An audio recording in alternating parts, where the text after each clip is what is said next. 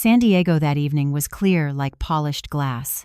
On the roof of the Harborview Hotel, the Sky Conservatory glowed with fairy lights strung across the glass ceiling. The bay below shimmered like a peaceful invitation. I, Evelyn, Eve, Hart sat at table 8.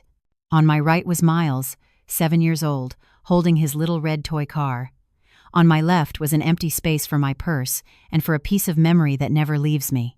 Under the white tablecloth, Miles rolled the car back and forth, vroom vroom, very soft, as if the sound could build a small wall between him and the world of adults. If you're watching this video, picture yourself sitting where I am, under that glass ceiling, while the band plays a gentle version of Autumn Leaves that feels like breathing.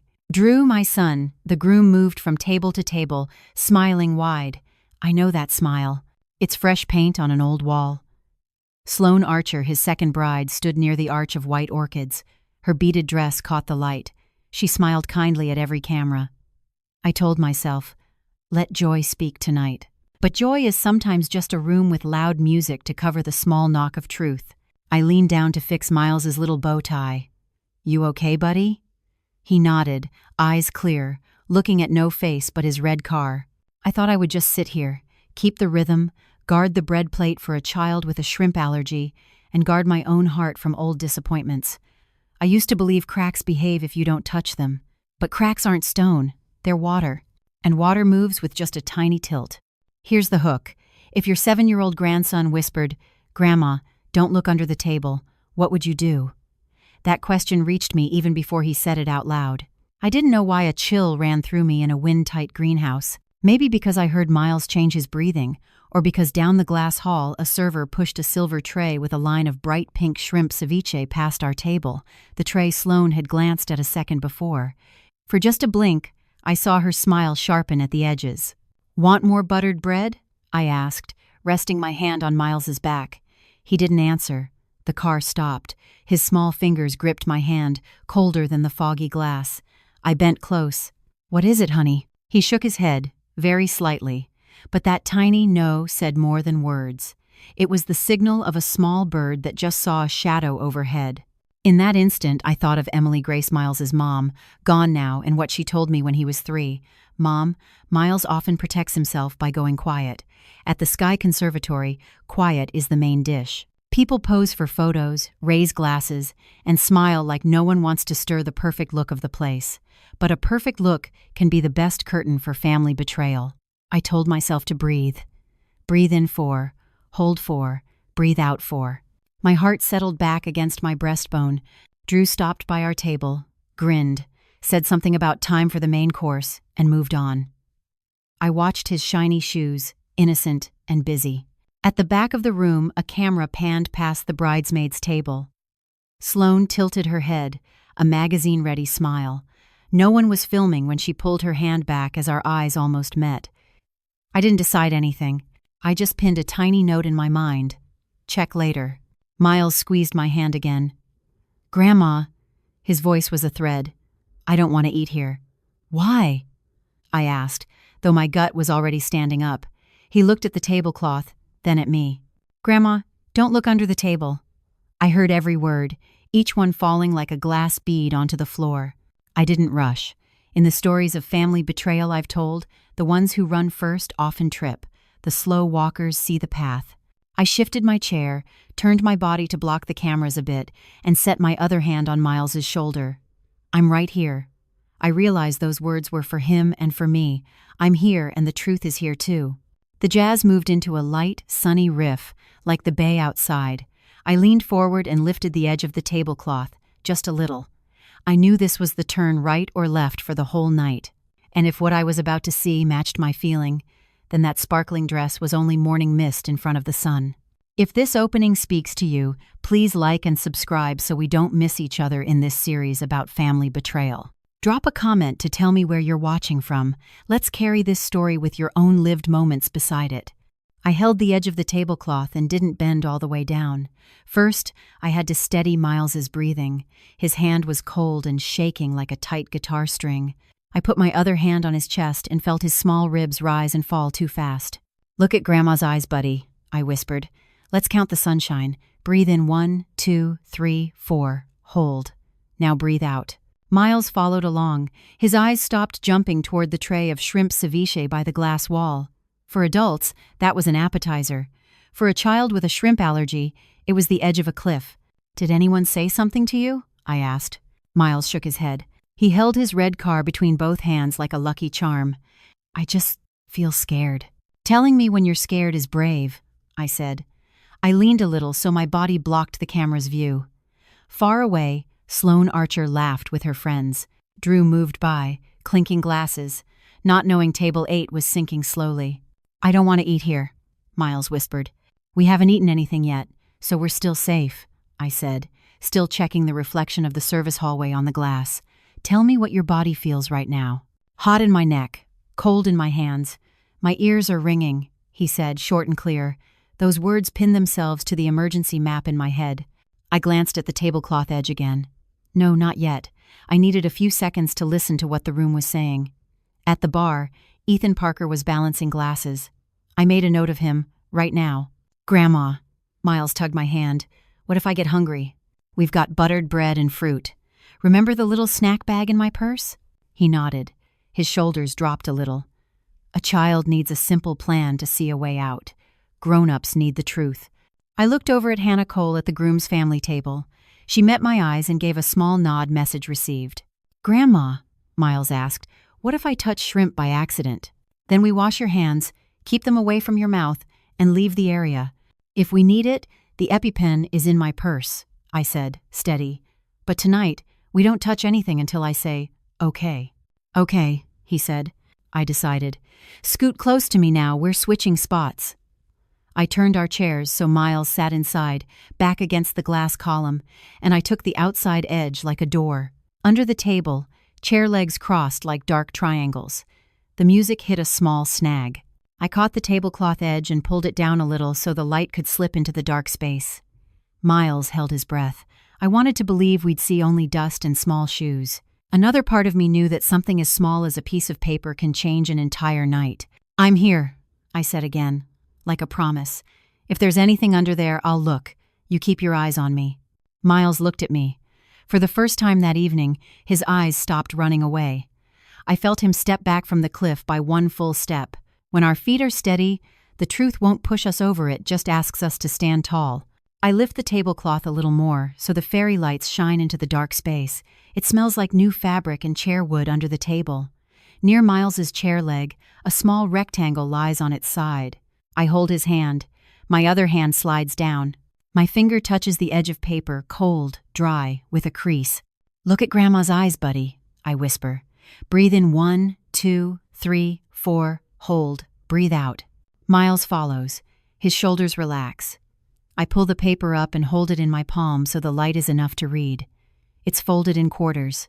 The top corner is a little wet. I open it. The fold makes a tiny click like a stiff knuckle. The words appear messy, but trying to look calm. "Table 8, add shrimp to the child serving." For a moment, the jazz feels tight like a string across my temples. I feel Miles's heartbeat thump into my hand. Everything else, glass clinks, laughter, cameras, slides away.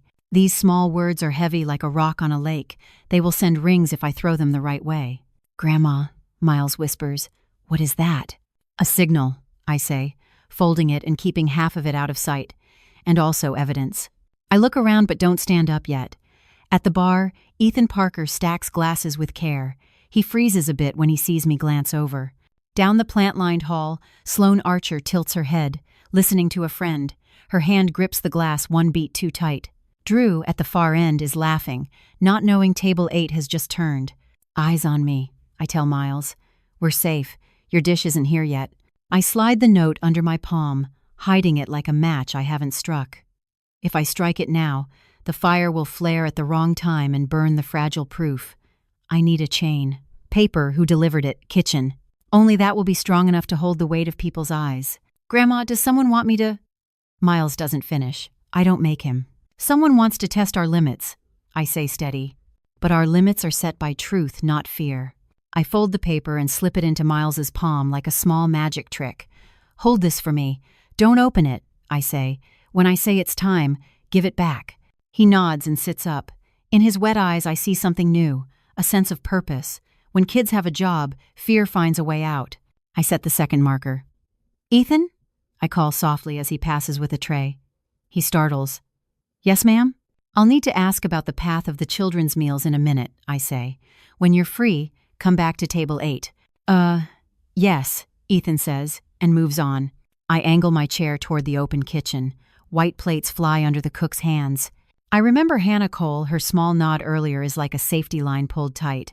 If I signal, she will move, standing between Miles and any tray that looks risky. I squeeze Miles's hand. Next step. We sit still and count the music. When I say so, we go. I whisper. Go where? To the exact place we need to stand, I say. The place where the truth is easiest to hear. I stand up slowly, like someone walking along the edge of glass, but really I'm making a safe path around the cactus pots and string lights. Miles sits in the safe corner I set up, both hands cupping the note like a tiny secret. I turn my chair so my back becomes a wall for him, and I smile at the camera like I'm just getting water. The Sky Conservatory bar reflects the whole room like the bay. I stop at the spot that hides table 8 from view. I tap my nail on a glass rim so Ethan Parker knows I'm here. He nods. I point toward the open kitchen behind the glass, where cream-order chits hang on a rail. One slip has the number 8, pinned next to kid's plate. On the pass, the assistant cook sets a side tray, apple salad, toast, and a small plate under plastic wrap, something pink shining underneath. I don't touch anything. Touching breaks the process. First, look. Then, remember. Sloane Archer shows up in the corner of the glass, fixing her veil. She glances toward the service hallway, the path where food will leave the kitchen, then looks away. Her hand squeezes the glass too tight. Her smile is for the picture. I clip this detail onto the chain. Paper runner kitchen wrong plate. Ethan comes over and lowers his voice. What can I do for you, ma'am? I need to confirm the path for the child's meal at table 8, I say. And who can change the order on the way? Only the captain or a guest through me, Ethan says. And the head chef if there's an allergy note. Good. Please call the captain to the bar. And pause all dishes to table 8 until we check. He nods and goes. I watch the clock and count the jazz beats. One more beat and the main course will go out. I head back, passing Hannah Cole. No words needed. I tilt my head. Hannah reads it, steps into the service lane a little, napkin in hand, eyes on any shrimp tray. Drew walks over from a distance. Mom, you okay? I'm okay, I say. Give me 5 minutes with the captain. Drew's eyes flick to Miles. The boy holds up 2 fingers. Drew nods and moves on. The captain arrives. I show him Miles's allergy card from my purse. Shrimp severe. No cross contact. The captain apologizes, signals the kitchen to switch lines, and removes the suspicious tray from the pass. I set the rule. No one except our table or staff may add notes to the child's dish. If a strange paper shows up, treat it as an alarm. The process shifts. I return to table 8. Miles looks up. I rest my hand on his shoulder. We built the fence, I whisper. I see a thin layer of worry pull back from his eyes. I don't mention Sloane. Early blaming breaks the chain. Truth likes people who wait. I make one more short loop. Lights reflect. The bay is dark under our feet. We're near the point of no return. Either let the party roll over us like a wave, or stand still so the wave shows the rocks. I choose to stand still and invite the truth to come, one link at a time. Where do you think the note came from? Comment your guess and hit like, subscribe so this story reaches someone who needs a safety fence like Miles. Ethan came back just as the sacks dropped into a long note, like a tight line between beauty and truth. He stood angled at the bar so his body blocked the A-C draft, still holding the silver tray, eyes asking my permission. I have 2 minutes, ma'am, he said quietly. Good, I nodded. Tell me exactly what happened with the note. Ethan swallowed. A young woman handed it to me by the cactus plants, right at the turn into the kitchen. She said, please give this to the chef and fix table 8's dish. I thought it was a taste change. I didn't open it. Did you look closely at her? Light blue satin dress, thin silver bracelet, strong hairspray smell like the dressing room. He paused, then added, nude nail polish, a blue ink smear on her thumb, like she'd just touched a marker. I kept my voice even. Which hand did you use to carry the note? My left.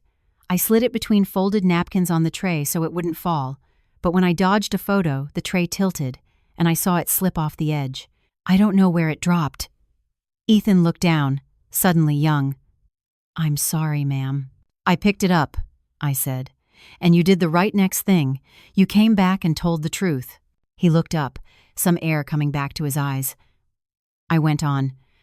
"From the moment you got the note to the kitchen, did anyone stop you?" "No, ma'am, only—" He hesitated. "She said it was from the bride's family. I didn't verify." "You're a server, not an investigator," I said. "But from now on, any change to the child's dish at table 8 must go through me or the captain, with the allergy note confirmed." "Yes, ma'am." Ethan nodded hard. "I'll tell the line to hold everything for table 8 until you approve." I glanced at the open kitchen. The pink side plate had been removed from the pass after the captain stepped in. Hannah Cole still stood in the service lane, looking like she was just folding a napkin but really turning a small wave aside. "Ethan," I added, "can you describe her face?" He bit his lip, honest. "I can't name it for sure. Brown hair, low ponytail, a soft fringe, younger than the bride." Her hand shook a little when she gave me the note. "That's enough," I said. "Please write an incident note, time, place, details, and give it to the captain. Tonight, just follow the process and let truth finish the rest." "Yes, ma'am." Ethan stepped away. I returned to table 8 and set my hand on Miles's shoulder. He looked up, the storm leaving his eyes. I whispered, "First link is done." Far off, Sloane leaned in for a photo, her smile spotless. But every mask has an edge, and once the chain tightens, the edge shows. I choose a soft confrontation, the kind that doesn't need a raised voice. You just set the rules and let the rules speak. The captain comes back to the bar with the event manager. I stand at an angle so my back still blocks half of Miles's view. Hannah Cole is in the service lane, one hand holding a napkin, the other lightly touching a young staffer's shoulder. Looks like fixing posture, but really she's placing a safety cone. "I'm Evelyn Hart, Miles's grandmother at table 8, I say, calm and low. "My grandson has a severe shrimp allergy. From this moment, every dish planned for table 8 must stop until you verify 3 things. 1. No shrimp cross-contact on the kitchen line. 2. The child's tray never touches tools that handled shrimp. 3. Any change to the child's plate is only valid if it goes through me or the captain." The event manager blinks, then nods. The captain answers clearly. "Noted. We'll switch to a no seafood line, change cutting boards and tongs, assign a dedicated runner for table 8, and I'll have the head chef sign the order ticket." "Good," I say, sliding the allergy card back into my purse.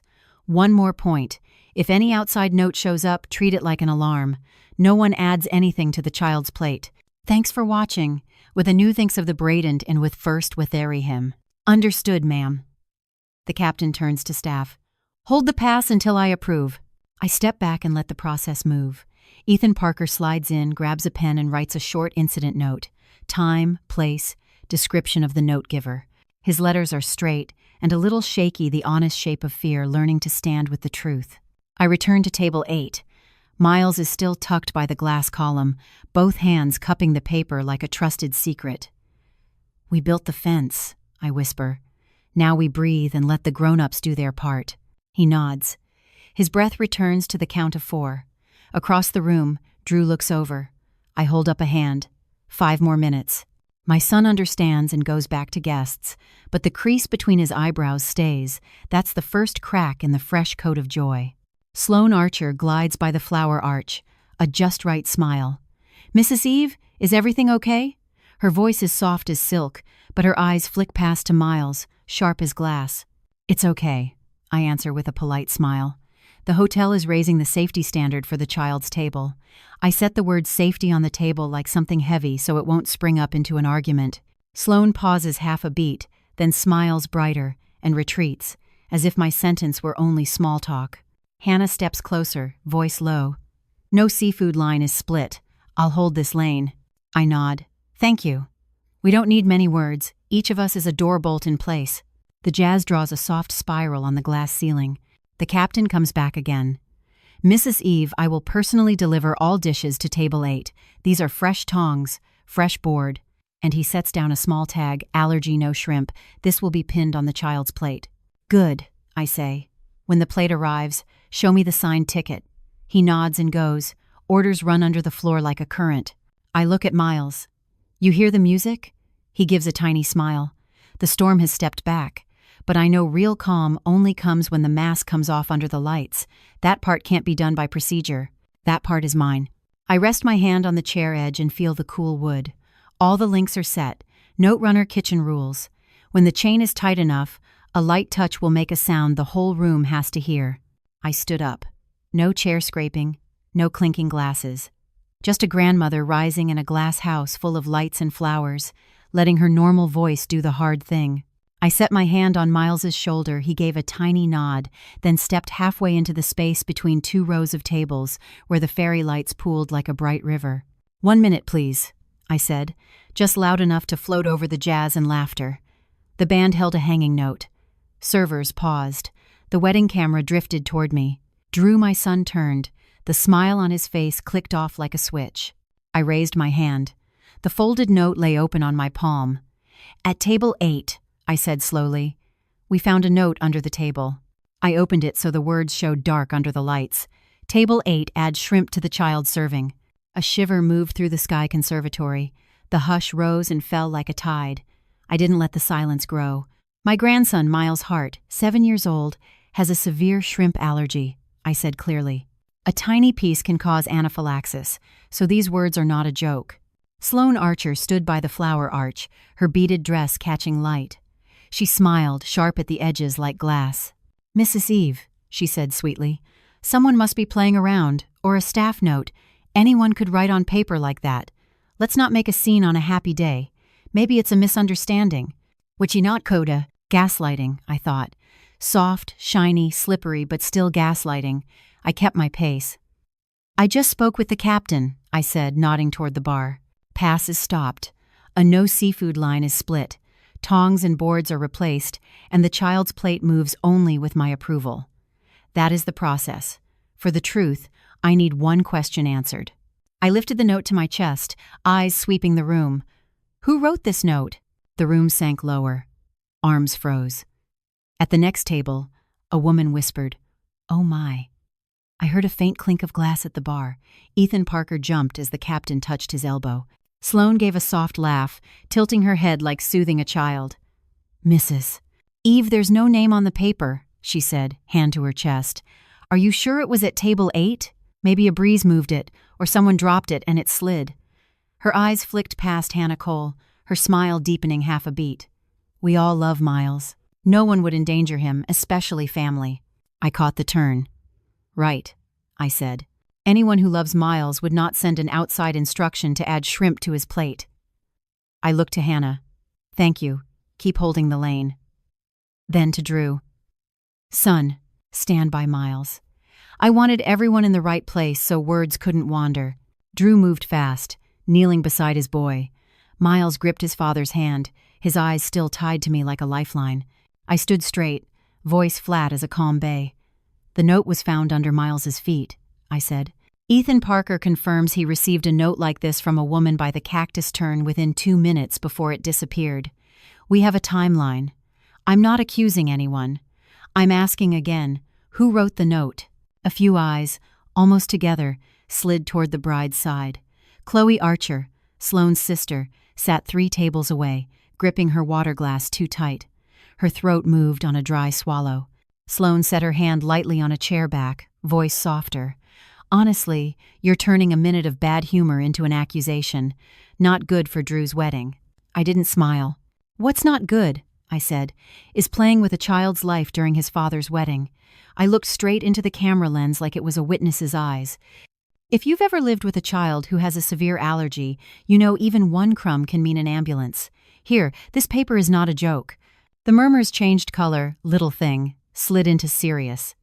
Mr. Frank Lawson, an older relative on the groom's side, set down his glass and said in a deep voice, "No one raises a toast over a child's fear." Sloane still smiled, but the edges trembled off beat. "Mrs. Eve, what do you plan to do? Interrogate people at a wedding?" "I'm doing exactly 2 things," I said. 1, protect Miles. That's done. 2, invite whoever wrote the note to step forward and tell the truth. If it was a mistake, there's nothing to fear. If it wasn't, then honesty is the only way to stop the harm. I lowered the note and set it on the table in front of me, like placing a game piece in the center. I'll count to 3. Whoever wrote it, please stand up. No one moved. The AC breathed through the cactus leaves like a sigh. I counted. 1. At the bride's side, a fork dropped onto a plate, one lonely ring. 2. The camera lens zoomed. I heard the motor. 3. Silence stood like glass. Sloane tilted her head again, voice a little stiff. You see? No one. So please sit down and let the party continue. The kitchen worked with you. It's fine now. I looked straight at Sloane. Fine, I repeated, is when the truth has a place to stand. I turned to the captain. After this segment, I request we review the hallway cameras for the last 10 minutes. He nodded, hand already on the radio. The murmur climbed a step. The room began to shift from doubt to tracing. Drew squeezed his son's shoulder and looked up at me. In his eyes I saw one line breaking and one line waking. Slowly, I placed my hand on the note again, reminding the room that the evidence was still here, calm and unafraid of the camera. In the corner, Chloe drew a deep breath, eyes wet like someone about to surface from cold water. Hannah Cole held the service lane, steady as a locked door. Ethan looked to the captain, pen tight in his hand. We're not hunting witches, I said, lowering my voice like a lullaby. We're opening the right door so truth can pass through. When the cameras say the rest, I ask the writer of the note, don't make the child carry the rest. I didn't sit. I stood there and let silence do its job, and let any mask, if there was one touch, the edge of itself. The band shifted, then stopped. For one beat, the Sky Conservatory heard its own heartbeat, and right after that beat, I knew the next turning point was coming. I hear a very small sound, the scrape of a chair on the wood floor. At the next row of tables, Chloe Archer stands up, holding her water glass with both hands like a late-life float. She takes a deep breath. Her throat moves like she just swallowed a cold stone. Sloane turns her head fast. Her smile hardens a little, like fresh paint. I'm sorry, Chloe says, her voice shaking like the bay in a light wind. I was the one who gave the note to the server. My sister, she tilts toward Sloane. My sister asked me to pass it. I didn't know what was written inside. The room tilts by 1 degree. The whispers change color, like someone turning the EQ knob in the middle of a song. I keep my voice steady. Thank you for speaking. Can you tell us the moment you got the note? Chloe nods, eyes wide, right at the cactus hallway. She gave it to me and said, take this to the kitchen and add it to the kids' plate at table 8. I asked why not give it straight to her server. She said, you're passing the kitchen, please help me, it's quick. Her voice wobbles, then comes back. I didn't know Miles was allergic to shrimp. I thought it was a taste change. Sloane smiles and cuts in. Chloe, you're remembering wrong. I told you to ask the captain for info, not to carry a note. If someone shoved a paper into your hand, I didn't know. I have the corrective takers and the pervexlations of there. Chloe freezes for a second, like hit by a headwind. Then she puts down the glass, with nowhere to hold, her hands laced tight. No, sister, you gave it to me. The note was folded in quarters. You said, don't open it. You also told me to take the back hallway so it's faster. The whispers rise a step. Ethan Parker looks to the captain by reflex. His pen stops moving. Drew squeezes Miles's shoulder and bends to his level. Hannah Cole holds the service lane, her eyes steady like a wedge holding a door. I ask step by step, gentle but firm. Chloe, who did you hand the note to in the kitchen area? To the passing server him, she points at Ethan. Then I went back. I was scared I'd get scolded for being away too long. Sloane gives a dry laugh. See? She was passing by, gave it to whoever who knows what paper that was. Mrs. Eve, how can one panicked girl's words become evidence? I cut in, voice still even. Evidence is a chain. We have the paper found under Miles's chair. We have Ethan confirming he received a note from a woman at the exact spot Chloe described, at the same time the paper went missing. And now we have Chloe saying who asked her to pass it. I turn to Chloe, softer. You didn't know what it said. You told the truth. You just did the right next thing. You spoke up. Chloe presses her lips. Tears shine under her lashes. I just want to say sorry to Miles, she says, looking at the boy. She didn't tell me he's allergic to shrimp. If I had known, I wouldn't have done it. I'm sorry. Miles leans into Drew's arm. He blinks once, long, like picking up a small piece of calm. I place my hand over my heart and bow my head a little to accept the apology, not to forgive for Miles, but to honor the courage of a young person choosing truth. Mr. Frank Lawson sets down his glass. His voice is clear. A wedding should be remembered for kindness, not because someone almost hurt a child. Young lady, telling the truth is kindness. Sloane still smiles, but the edges of her eyes go thin. You're all being too much, she says, the words, too much, hissing like metal. A nameless note, a confused girl, and you jump to accusations? Mrs. Eve, do you want to pull cameras and shame me at Drew's wedding? Cameras, I nod, are to clear the innocent and name the wrong thing.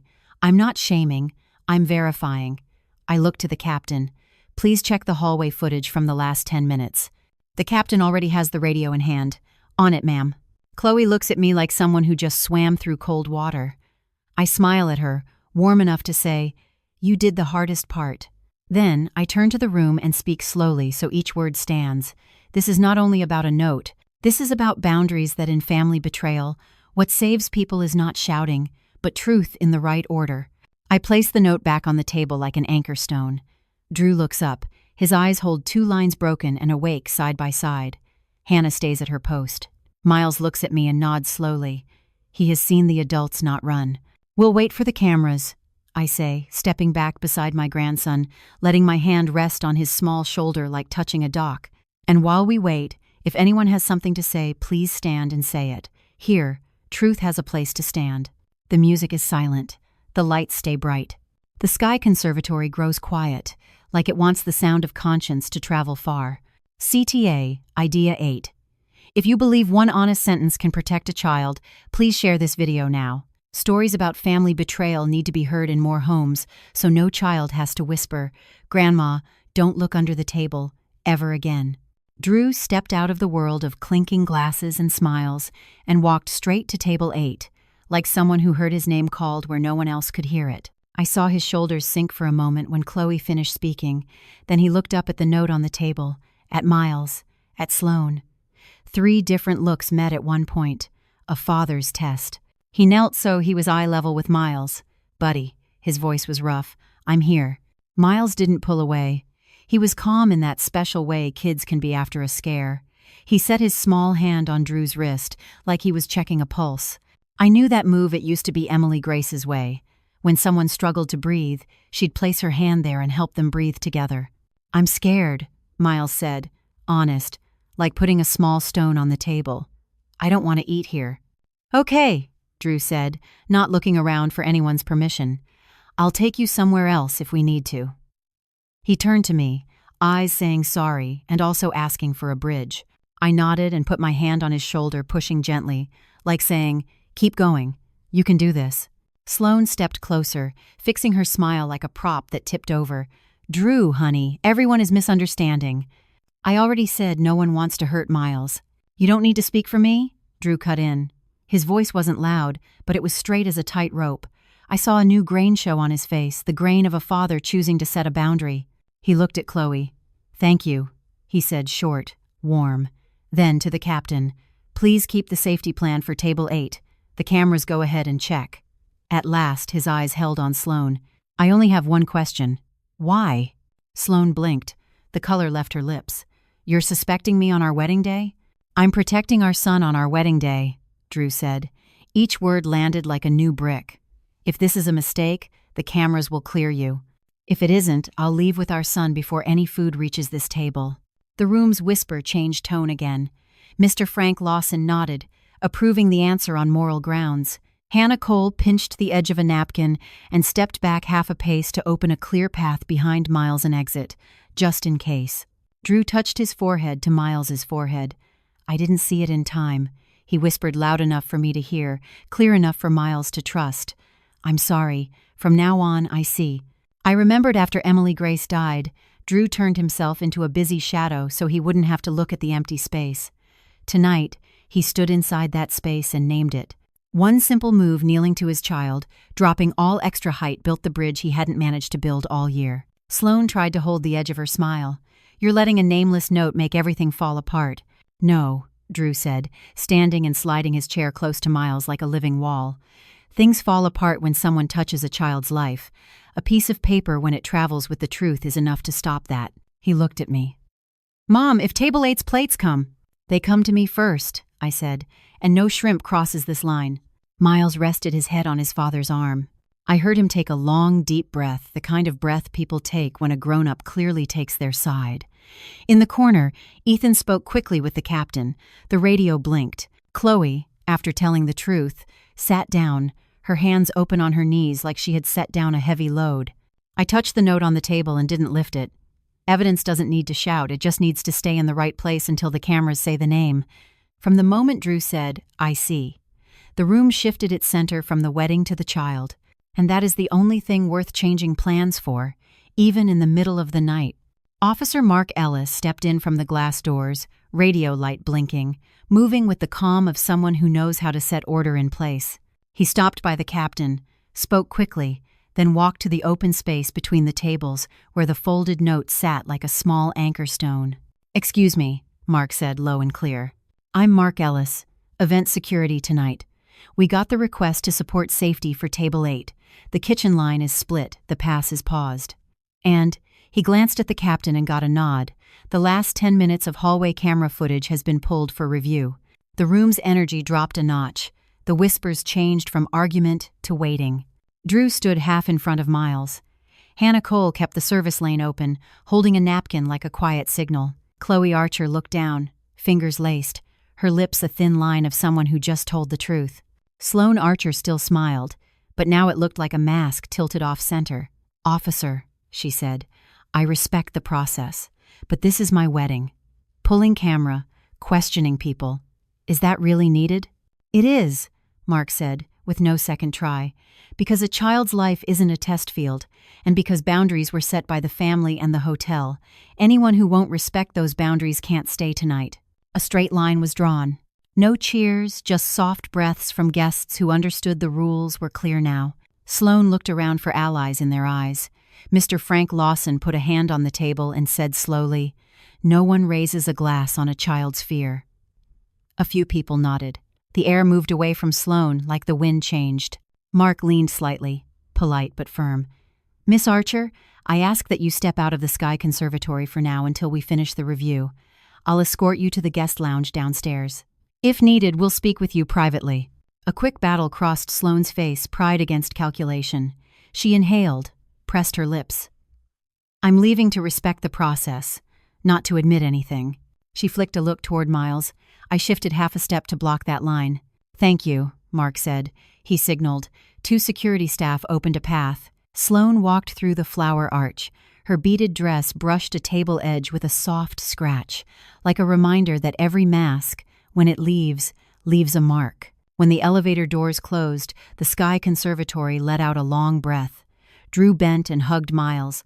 The boy rested his head on his dad's chest, his breathing round and steady. Hannah lowered the napkin and met my eyes. A tiny nod. "The boundary is drawn." I set my hand on the note. "No need to lift it. Tonight we only eat what is safe," I said for the table to hear. "And we only keep people who respect the truth." CTA. Idea 10. If you agree that safety boundaries must be set clearly and early, please hit like so this story reaches more families. Comment. Have you ever had to draw a boundary to protect a child? The elevator doors closed with a small ding, like a period at the end of a long, tired sentence. The Sky Conservatory exhaled. I heard Miles's breathing first, steady and deeper now, like waves behind a rock wall. I pulled my chair closer so my shoulder touched his. Drew still stood half in front of his son, both hands on the chair back like a living wall. On the table, the folded note lay flat, like a worn ticket that finally got checked. "Do you hear the music?" I asked softly. The band shifted to a gentle tune and lowered the volume, as if asking the room for permission. Miles nodded. His eyes were no longer tight. He touched his own neck to check his breathing, something Emily Grace had taught him. I set my hand on the back of his hand, grateful in silence. At the next table, a great aunt set down her glass. The soft clink sounded like a late apology sent into the air. Mr. Frank Lawson stood, straightened his tie, and spoke in a warm, low voice. Like old wood. "Let's remember this, tonight and after. No one raises a glass on a child's fear. The words moved through the glass room without applause, just a few quiet coughs, a few nods enough to tell me morals were back in place. The captain stopped by and set down a small card, "Allergy no shrimp," on an empty plate, like a flag on a border. "Table 8's food will run on the clean line. I'll bring it myself," he said. I nodded, no extra words needed. Hannah Cole stood a few steps away, still holding a napkin like a prop, but really it was a sign. The safe path was open. "Buddy," Drew bent to Miles's level, "do you want to stay here with Grandma and Dad, or step out to the balcony to look at the bay?" Miles looked at me, then at his dad. "Here," he said, calm. "I want buttered bread." I let out a small laugh, the kind that sounds like someone gently closing a crooked drawer so the house sits straight again. I broke off a piece of bread and handed it to him.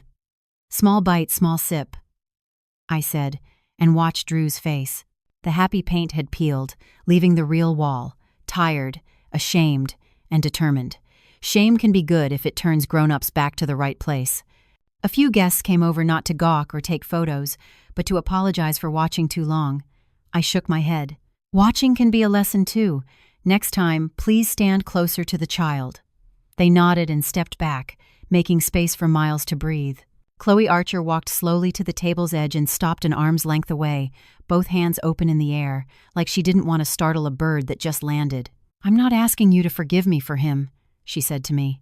"I just want to tell Miles, I'm sorry." The boy looked at her, then leaned deeper into his father's arm. "No, I forgive you, Came, and it didn't have to. A child has the right to keep his silence." I nodded to Chloe. "You did the next right thing. From here, the rest is the adult's work." A cool draft slipped through the glass seam. The fairy lights shimmered. Ethan Parker brought 2 waters and set them down without a sound. He looked at Miles, both nervous and sincere. "I'm sorry I didn't read the note," he said. I took a glass. "Thank you for coming back to tell the truth." Ethan nodded, his brow eased. When truth stands in the right place, it holds up the one who speaks it. I turned to Drew. "The rest say it." He nodded, looked across the groom's tables, and spoke just loud enough. "Tonight, we eat simple. After dinner, I'm taking Miles home first. Anything that needs saying tomorrow, at my mother's living room. Not online, not in the parking lot, not through third parties." That's the voice of someone who learned how to set a frame so feelings don't spill everywhere. I liked the way he said tomorrow. Tomorrow belongs to justice in steps and forms. Tonight belongs to the child. I smoothed Miles's hair. "How's your stomach?" "Okay," he said. "I can eat fruit," I signaled. The captain brought a plate of apples and strawberries, clear as a small rain washing away the salty taste of bad ideas. Far off, a few women whispered soft scolding, the kind that doesn't hurt anyone. A younger uncle asked Drew if he could stand near the door, just in case. I thanked him. No one became a hero. People just did their small part. That was enough for the aftershocks to fade. I set my palm on the note and felt the rough fold against my skin. Tonight, it's evidence, I thought. Tomorrow, it will be a lesson. I looked up at the glass ceiling. Our shapes lay faint and clear, each of us a piece that suddenly fit. The child at the center, the father casting shelter, Aunt Hannah holding the door, Mr. Frank the strong post, and me, the small wedge in the join. "Another bite?" I asked Miles. He chewed, eyes half closed, believing the room had softened. Drew took a long breath and, for the first time tonight, looked straight at me without turning away. I nodded. "You made it in time." And in that brief warmth, I knew the first stitch of healing had been set not with a speech, but with 2 simple moves, turning down the noise and drawing a boundary. I always believe that after a storm, the first job isn't to tell how strong the wind was, it's to fix the roof. At the Sky Conservatory, when the room calmed and Miles chewed his first apple slice, Hannah Cole came over like a careful worker laying tiles in a straight line. She leaned close and whispered, "I need 15 minutes to set up Miles's allergy SOP for the table, the trip home, and at school. Is that okay?" "Of course," I said, sliding a chair so Hannah could sit by Drew and Miles. She opened a canvas tote, a small craft notebook, a marker, some blank plastic cards, a roll of colored tape, and a case for the EpiPen. What some call clutter, Hannah calls kindness infrastructure. And a video stayed my sign and creases. Step 1, ID card at the table. Hannah wrote clearly on a plastic card.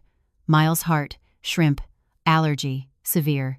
No seafood, no cross-contact. She lined the edge with red tape and stood the card by Miles's water glass. "This card stays with you for the whole party," she told him gently. "Anyone who comes to the table will see this red stop sign. Step 2, safe zone on the table." Hannah folded 2 napkins and taped a green L shape around the space in front of Miles. "This is the white zone, only bread, fruit, and water," she said. "Everything else, even if it looks harmless, does not go here unless Grandma Eve or Hannah says okay." Step 3, food flow. The captain returned with the order ticket signed by the head chef and stamped, "Allergy no shrimp." Hannah checked the fresh tongs and cutting board, then added, "Please send the child's plate last in the wave. Use a separate route, and have the runner say the contents before setting it down." The captain nodded, wrote it on the command slip, and headed back. From where I sat, I could see the system run like a wire that just got a new fuse. Step 4, quick reaction drill. Hannah turned to Miles and made it a game. "Buddy, let's practice fast. If you see shrimp or smell something odd, you say the code, Red Car reverse." Miles smiled and touched his toy car. "When you say Red Car reverse, what will Grandma do?" Hannah asked. I answered, "I'll switch seats right away. Wipe your hands with a wet wipe, give you water, and leave the area." Hannah held up the case. "If and only if you have trouble breathing, itchy lips or hives, Grandma will use the EpiPen as the doctor taught and call 911. But since we built fences, the chance is very low." Miles repeated, soft but clear. "Red Car reverse." I saw peace drop like an anchor into the water.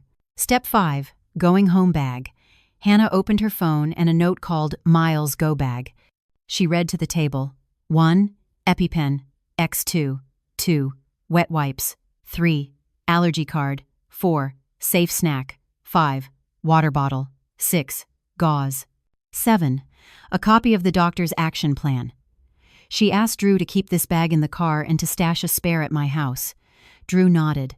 "Tonight I'll stop by a 24/7 store and buy a separate set." Step 6, emergency info card. On a second plastic card, Hannah added 3 emergency numbers: May, Drew, Hannah, the pediatrician's name, and the line, "If found alone with symptoms, call 911. She added a QR code to Miles's allergy action plan in my cloud folder. Hannah set it up earlier and was waiting to update it. "Starting tomorrow," Hannah said, "this card clips to Miles's backpack. It is a very private, and it was straight to reverse." Step 7, school contact. Hannah asked, "Should I call Miss Erin Matthews now?" I nodded. She stepped aside 2 paces and spoke warmly and professional. "Miss Erin, we're updating Miles's allergy plan tonight. Tomorrow at 8:15 I'll bring a document pack. A, fair allergy action form. B, doctor's note. C, no shrimp desk tag. D, directions for the school kitchen. A, rules for checking party food in class." I heard okay and thank you through the phone. Hanging up, Hannah added a reminder.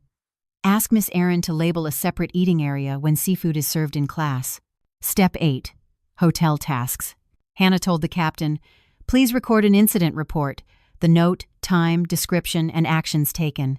Kindly remove shrimp dishes from the reach of table 8 and swap any utensils, even sauce ladles." The captain agreed, and Ethan Parker volunteered to post a small sign at the pass. "No seafood. Table 8. A tiny sign, like a marker in front of a lane. Step 9, gentle learning for Miles. While the adults ran the plan, Hannah talked to Miles in a non-scary way. "Do you know your body's safety signals? They are warm neck, cold hands, ringing ears, you told us those. Good signals. The adult's job is to trust them." She handed him a wet wipe. "You wipe your hands not because you did something wrong, but because clean hands help you feel safe." Step 10, family language. I summed up for Drew. "From now on, our family uses 3 cues. White zone, only safe items. Red car reverse, move away now. Grandma okay, eat only if Grandma or Hannah says yes."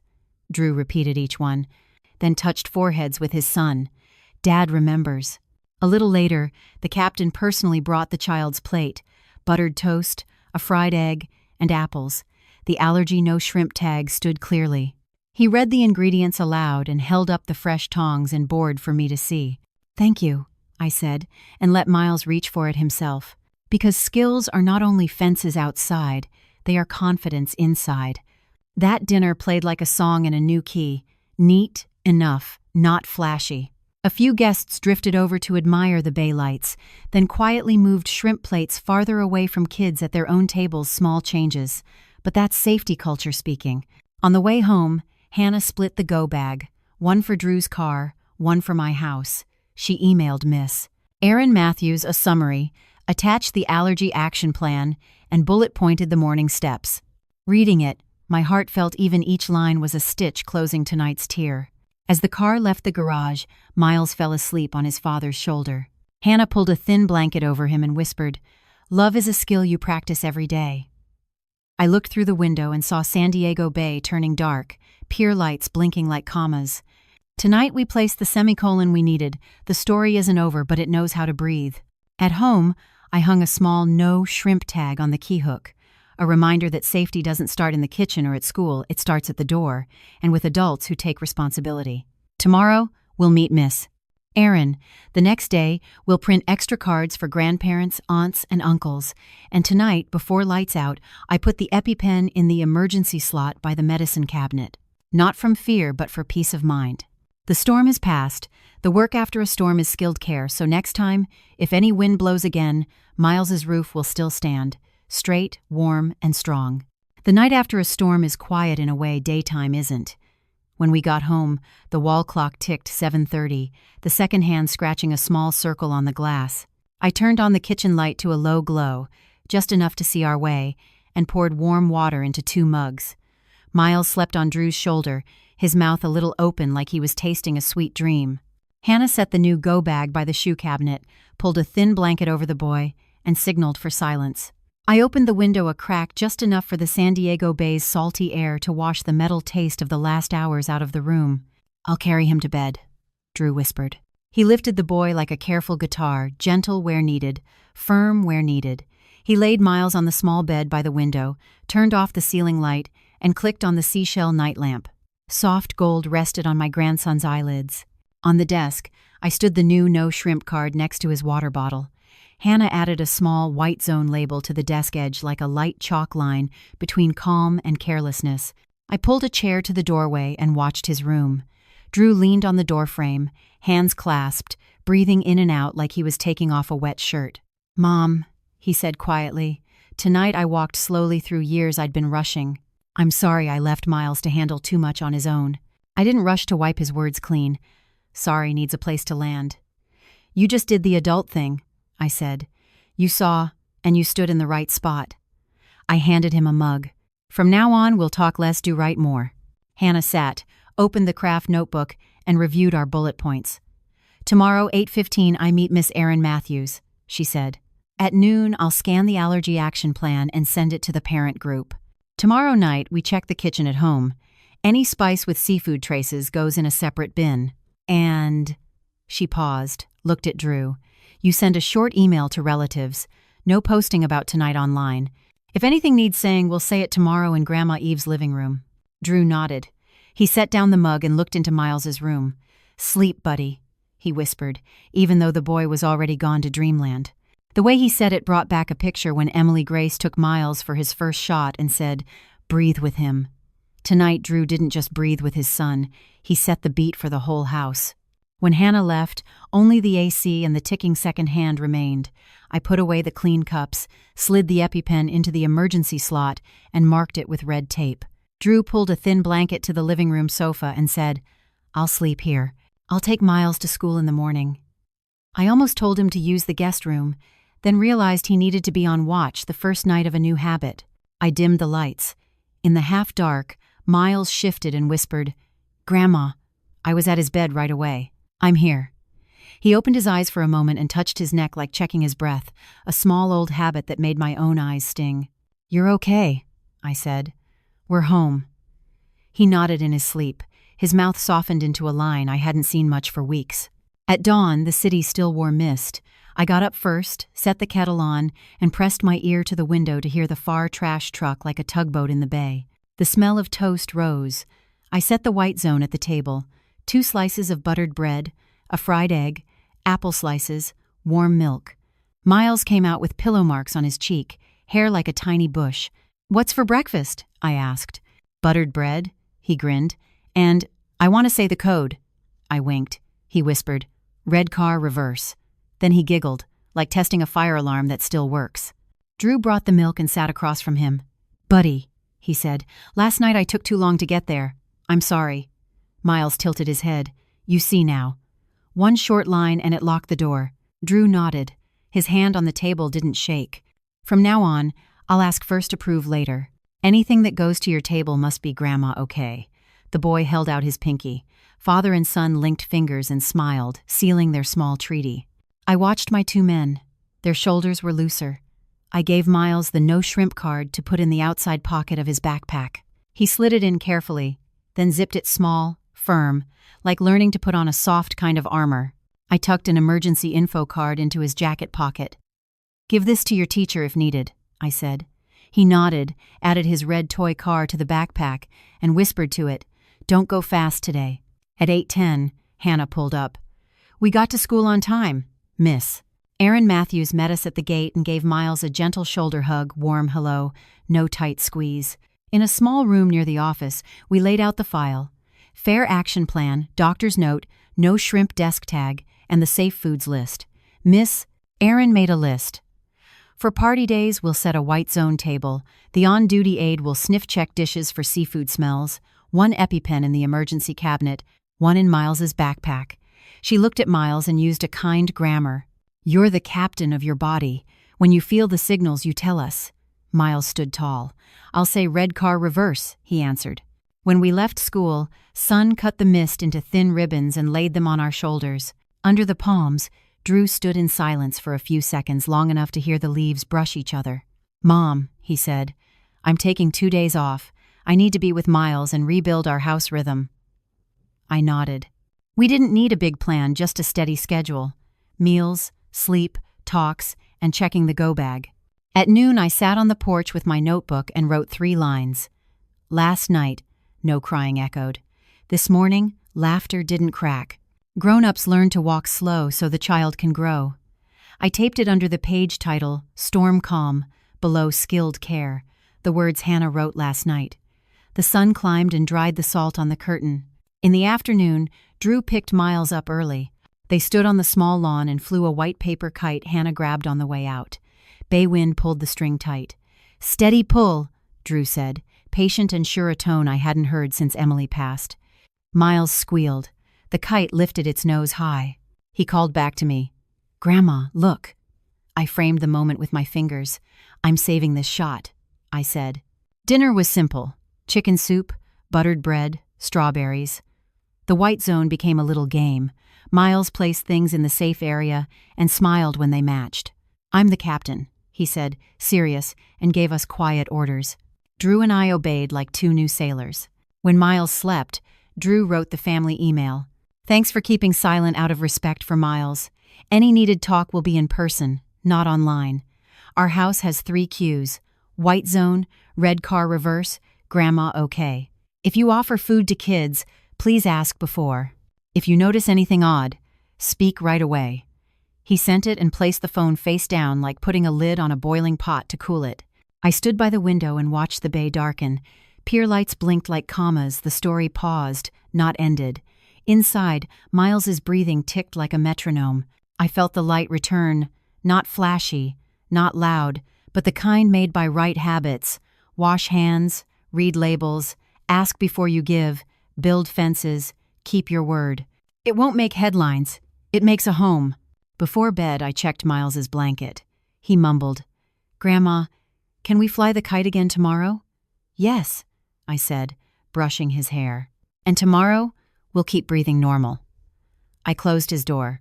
The hallway was soft and dark, leading me back to my room. The night held no cracks, just a home relearning its rhythm, and inside that rhythm, my heart finally breathing like an ordinary day again. The last night of a long, tight week ended with a soft afternoon by the bay. The wind carried salt and a distant boat horn, reminding us the world keeps moving, and we, Evelyn, Eve, Hart, Drew, Miles, and Hannah, learned to move steady in our own rhythm. In the small backyard, Miles flew a white paper kite. It climbed the sky one step at a time. Each little shake taught it to balance itself. Drew stood behind him, not grabbing the string, only whispering, "Keep the rhythm, watch the wind first, then pull." I looked at father and son and understood. A strong home isn't loud. It's made by putting the right fences in the right place, at the right time, with the right people. We lived through a party night that should have been only flowers and lights, and instead learned about boundaries. Grown-ups sometimes mix up polite with slow to act. That night we chose polite, but not slow. A folded note, small as a coin, made the whole room face its own conscience. And the second Drew told his son, "I see now. Truth finally had a place to stand." After that, everyday work continued. Hannah turned white zone, grandma okay, red car reverse into habits. Miss Erin Matthews set up a safe table at school and put clear labels on things. Ethan Parker wrote the report and learned to ask before he acts. The captain split the kitchen line, changed the tongs, and placed an allergy tag, a small stake hammered into the culture of service. I hung a no shrimp tag by the house keys, so anyone who opens our door knows love here walks with discipline. People asked, "After all this, are you angry?" I'm honest, anger doesn't save anyone. What saved Miles was a plan, courage, and adults choosing the child's side. Some call it crisis management. I call it a family learning its heartbeat again. Family betrayal may have started with a little note, but it showed us something bigger. When adults move a few beats late, kids must sprint a long way. That night, we made ourselves move fast enough to bring him back to the right speed. Sloane left the Sky Conservatory with the soft scratch of a beaded dress, a small sound that cut off an old path. Cameras, hallways, reports, they will tell the rest. Not to shame anyone, but to name things right. We didn't need a public takedown. We needed a child safe in public. That was the brightest line of the night. Tonight, when I tucked Miles in, he whispered, "Grandma, can we fly the kite again tomorrow?" A normal question, but to me, a bell of peace. A child's peace isn't measured by how many apologies they hear. It's measured by how many afternoons they get to live like no bad wind ever passed by. I touched his forehead like Emily Grace used to. Tomorrow we fly, and tomorrow we breathe normal. Drew stood at the door, hand on the frame, eyes bright in a way I haven't seen in a long time, the light of a father who found the house rhythm again. If you're still here, you've probably stood in a dining room, a classroom, or a kitchen where one small choice can turn a whole day. Trust a child's body signals. Trust small, honest voices. Believe a home can be rebuilt with everyday moves. Wash hands, read labels, ask before you give, set fences, keep promises. Name family betrayal not to dig the wound deeper, but to know where to bandage, where to stitch, and who should hold the needle. Tomorrow we'll keep doing the little things. Check the go bag, confirm the class party plan with Miss Erin, print more no shrimp cards for grandparents, aunts, and uncles. These won't make shocking headlines. They make a roof. And a roof that breathes is the best gift we can leave to Miles, a place where a child never has to whisper, "Grandma, don't look under the table," again. On the end screen, I'll link 2 other stories, moments where adults learn to slow down so kids can grow, where truth turns into kind action. If this story belongs in another home, please share it. Safety spreads by habit, and habits spread through stories told with steady rhythm. The hallway cameras are ready. One small detail, a blue ink smudge on a thumb, may open the next door. See you in the next part, where truth keeps naming things right and we keep building fences with ordinary actions. If this story resonated with you, hit subscribe so we don't lose each other in the feed. Not quite right yet? Leave a comment and I'll tune the storytelling and safety steps for our audience. And if the video still isn't your style, tap like as a gentle yellow card that helps us improve your signal, also helps the algorithm bring kind stories to the homes that need them. Thank you for staying to the end. Tap the end screen to continue this journey with the next connected chapters.